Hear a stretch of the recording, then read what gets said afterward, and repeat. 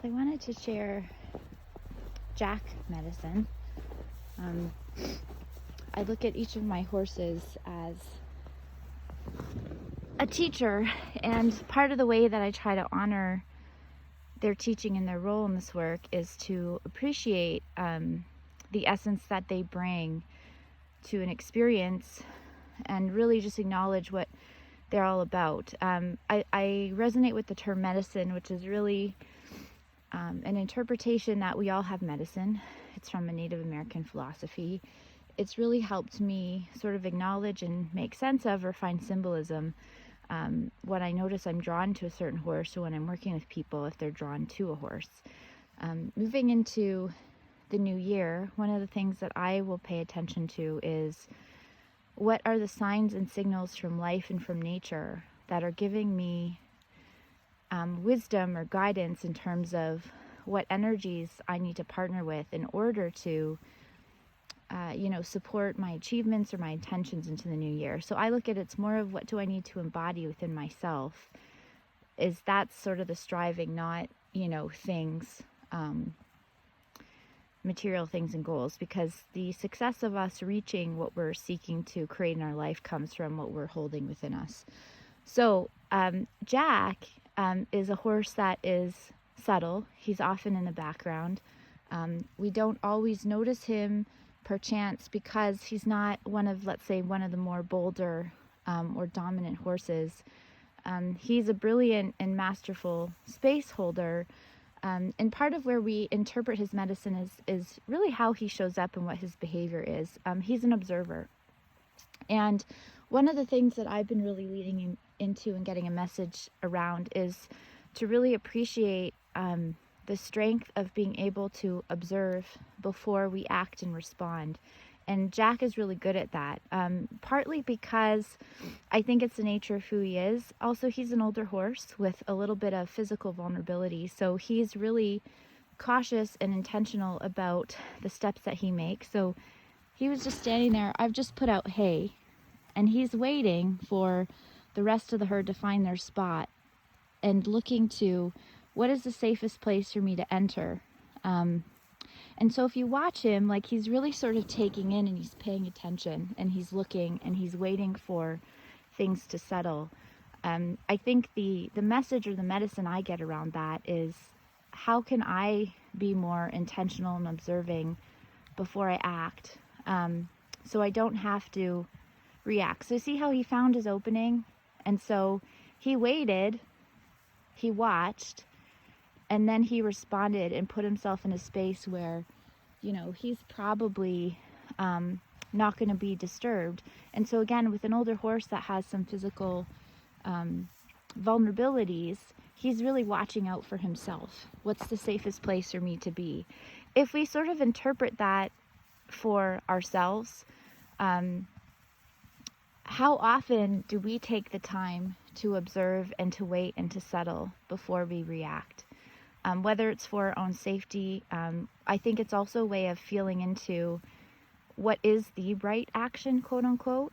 As human beings who we tend to be, so you're seeing a little bit of herd hierarchy, where humans tend to be a little bit more reactive in terms of we want instant gratification.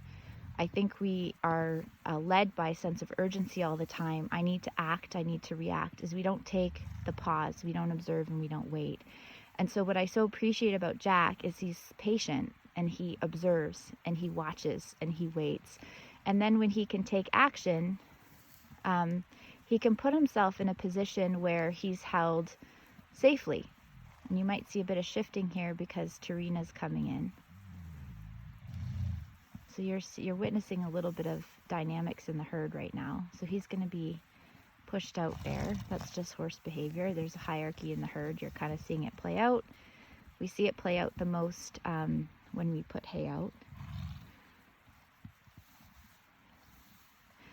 And Jack's now, he's going to probably observe again before he finds his spot. So if I were to interpret, one of the things that I do when I'm out here and I'm observing is, what's the interpretation of this symbolism that I'm seeing in the herd that I can really sort of take in? Hey, Jack. How do I be more of the observer of my life? And before I take action or jump into something, can I take a moment to pause and to really feel into and think about the impact it will have on me, where I feel the safety of the space, what is the quote-unquote right action when we're so reactive and we don't observe. Well, we know what it's like to react. When I'm reactive or I act from the place of reactivity, it's often doesn't give me the end result that I desire. So I think that there is a great strength in being able to have the space to observe.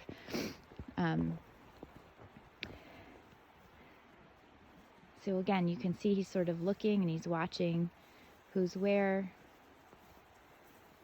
can I put myself. And then for people watching here, don't worry, we're putting out some more hay. So, we always make sure there's enough food for everybody to get on. So that when we have horses like Jack, that we make sure there's enough for them to get on as well. He behaves like this in general, though. So it's a little bit of horse behavior. But I always think there's sort of a symbolism in everything. So that's Jack medicine. And then this is the herd dynamic.